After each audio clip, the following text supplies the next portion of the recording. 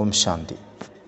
நம்ம இந்த ஞான மார்க்கத்தில் போயிட்டுருக்கும் பொழுது வழியில் மிகப்பெரிய ஒரு அதல பாதாள குழி, அதாவது ஒரு பள்ளத்தாக்கு வருது. விகாரங்கள் அப்படிங்கிற ஒரு குழி. அதில் விழுந்துட்டோம் அப்படின்னா அதுலேருந்து வெளியில் வர்றது ரொம்ப ரொம்ப கஷ்டம். இப்போ ஒருத்தர் அவருடைய லைஃப் ஹிஸ்ட்ரி எழுதுகிறாரு. 5 அத்தியாயம் இருக்கிறதுல அதில் ஃபஸ்ட்டு சாப்டர் எழுதுகிறாரு. நான் போயிட்டு இருந்தேன் வழியில், அப்போ ஒரு குழி இருந்தது, நான் கவனிக்காமல் விழுந்துட்டேன். அப்புறம் நான் கத்துனேன், தப்பு என்னதில்லை அப்படின்ட்டு. அப்புறம் நான் வெளியே வரவே இல்லை, என்னால் வரவே முடியலை. அப்புறம் சாப்டர் நம்பர் 2, நான் போயிட்டு இருந்தேன் வழியில், அப்போ ஒரு குழி இருந்தது, அங்கே குழி இருக்குன்னு எனக்கு தெரியும், ஆனாலும் நான் கவனிக்காமல் விழுந்துட்டேன். அப்புறம் வேகமாக கத்துறேன், ஐயோ தப்பு என்னதில்லைன்னு.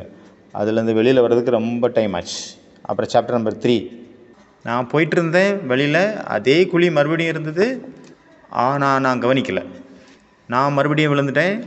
அப்புறம் நான் கத்துறேன், தப்பு என்னது தான். அப்புறம் நான் அதனால் டக்குன்னு நான் வெளியே வந்துட்டேன், சீக்கிரமாக வெளியே வந்துட்டேன். அப்புறம் சாப்டர் நம்பர் 4, நான் போயிட்டு இருந்தேன் வழியில், அதே குழி இருந்தது, நான் அந்த குழியினுடைய சைட்லோடி நான் கிராஸ் பண்ணி போயிட்டேன். சாப்டர் நம்பர் 5, நான் அந்த வழியே மாற்றிட்டேங்க, அந்த ரூட்டையே மாற்றிட்டேன். இதுதான் அவருடைய வாழ்க்கை சரித்திரம், அவர் எழுதின ஸ்டோரி. அந்த ஒருத்தர், நான் ஒரு தடவை ஏற்கனவே விழுந்திருந்தேன் அப்படின்னு எனக்கு தெரியுது, அதுலேருந்து வர்றதுக்கு நான் எவ்வளோ டைம் எடுத்ததுன்னு எனக்கு தெரியுது. மீண்டும் நம்ம அந்த ஸ்திதியை உருவாக்குறதுக்கு எவ்வளோ நேரம் ஆகுது. அமிர்த வேலை நஷ்டமாயிடுச்சு, முரளி சிந்தனை முடிஞ்சு போச்சு, சேவையில் நமக்கு டேஸ்ட்டே இல்லை, ஒரு இன்ட்ரெஸ்ட் இல்லை, சோம்பேறித்தனமான வாழ்க்கை, உதாசி என்னை ஆட்கொண்டுடுச்சு. அதனால் சாப்டர் நம்பர் 5 என்ன, அந்த வழியிலே போகாதுங்க. ஒரு ஃபாரின் சிஸ்டர் என்கிட்ட ஒரு கேள்வி கேட்டாங்க ஒரு தடவை. அதாவது துவாபரகத்துலேருந்து ஆத்மாக்கள் கீழே இறங்கினாங்களே, அதுக்கு மூல காரணம் என்ன தெரியுமா? அப்புறம் அவங்களே பதில் சொன்னாங்க, கியூரியாசிட்டி. இந்த காமம்னா என்ன அப்படின்னு தெரிஞ்சுக்கிறதுக்கான ஒரு ஆர்வம், இந்த விகாரம் என்ன, அப்படி என்ன இருக்குது அதில் அப்படின்னு அந்த ஆர்வம், கற்றுக்கிற ஆர்வம் மாதிரி, அதுதான் கியூரியாசிட்டி அப்படிங்கிறாங்க. எந்த ஊருக்கு நீங்கள் போக வேண்டியது தேவையே இல்லையோ அதுக்கான அட்ரஸ் எதுக்கு கேட்கணும்? இந்த வழி விகாரங்கள் பக்கம் போகுது, அங்கே குழி இருக்குது, அதில் பாதாளம் இருக்குது, அங்கே விழுவன்னு தெரியுது, விழுந்தோம்னா நம்ம வெளியில் வர்றது ரொம்ப கஷ்டம். அவ்யக்த பாப்தாதா அவனுடைய மகா வாக்கியம், குமாரிகள் பாபாட்ட கேட்குறாங்க, பாபா நாங்கள் என்ன பண்ணுறது? அம்மா அப்பா சொல்கிறாங்க மேரேஜ் பண்ணு அப்படின்னு. பாபா சொல்கிறாரு, பாபா நினைவில் இருக்கும்போது உங்கள் கழுத்தை வெட்டப்பட்டால் கூட நீங்கள் உயர்ந்த பதவி அடைஞ்சிருவீங்க. ஆனால் விகாரத்தில் மட்டும் போயிடாதுங்க. யார் என்ன பண்ணணுமோ பண்ணிக்கிட்ட விடுங்க. யாரும் நம்ம வலுக்கட்டாயமாக பண்ண முடியாது யாராலையும். நீங்கள் ஒன்றும் ஆடு மாடு கிடையாது. யார் வேணாலும் கெட்டிக்கிட்டு உங்களை கூட்டிகிட்டு போயிடலாமா? நீங்கள் ஆடா மாடா இல்லை. விகாரங்கிறது பள்ளத்தாக்கு, அதில் பாதாள குழி. அடுத்தது சுனாமி, 2வது டேஞ்சர் சுனாமி. என்ன சுனாமி? சப்ரஸ்டு டிசைர்ஸ், அமிழ்த்து வைக்கப்பட்ட ஆசைகள். யார் நம்மளுடைய இதயத்துக்குள்ள ஆசைகளை அடக்கி வச்சுருக்காங்களோ அது ஒரு நாள் வெடித்து சிதறும். யார் அந்த மாதிரி ஒரு ஆசைகளை அவங்க மறைச்சி வச்சுருக்காங்க, ஞானத்தில் வந்தோன்னா அது உள்ளே போய் உட்காந்துக்குச்சு. அது இருந்த இடமே தெரியலை, ஆனால் இருந்தது ஏற்கனவே, அதை அழிக்கலை, அது உள்ளே இருக்குது.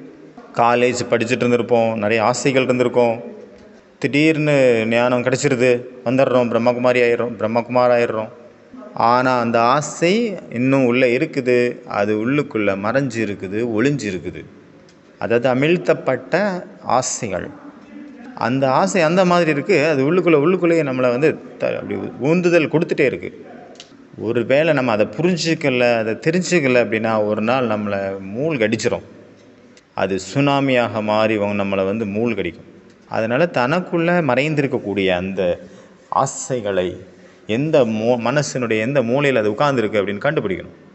ஒரு சன்னியாசி உபநிதத்தில் எழுதியிருக்காங்க, அவர் தபஸ் பண்ணிகிட்ருக்கிறாரு காட்டில். இந்த ஸ்டோரி நிறைய பேருக்கு தெரிஞ்சிருக்கும். ரொம்ப கோர தபஸ்யாக பண்ணிகிட்ருக்கிறாரு. அப்போ ஒரு ரிஷி கன்யா அங்கே வராங்க, அந்த தபஸ்வியை பார்க்குறாங்க. அப்போ அவங்களுக்கு என்ன தோணுதுன்னா, இந்த தபஸ்விக்கு நான் கண்டிப்பாக சேவை பண்ணணும் அப்படின்னு அவங்களுக்கு தோணுது.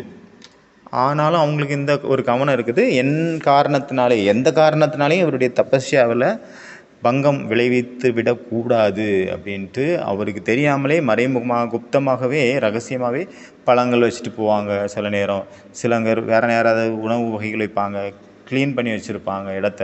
அந்த மாதிரி மறைமுகமாக சேவை பண்ணிகிட்டே இருக்கிறாங்க. அவங்க ஒரு பொழுதும் தன்னைத்தானே வெளிப்படுத்திக்கவே இல்லை. சில நேரம் தண்ணி வச்சுட்டு போவாங்க, சில நேரம் பூ, சில நேரம் பழம். எப்போ அவர் இல்லாமல் இருக்கிறாரோ அந்த நேரத்தில் அவர் ஃபுல் டே ஏகாந்தத்தில் காட்டில் உட்காந்து தபஸ் பண்ணுறாரு. காலையில் குளிக்கிறதுக்கு நதி கரைக்கு போகிறாரு. அப்போ அந்த கன்யா மறைஞ்சிக்கிறாங்க அந்த நேரத்தில். ஆனால் பார்க்குறதுல அவங்க கொஞ்சம் அழகாக இல்லை, அசிங்கமாக இருந்தாங்க. அப்படி தான் ஸ்டோரியில் காட்டியிருக்காங்க.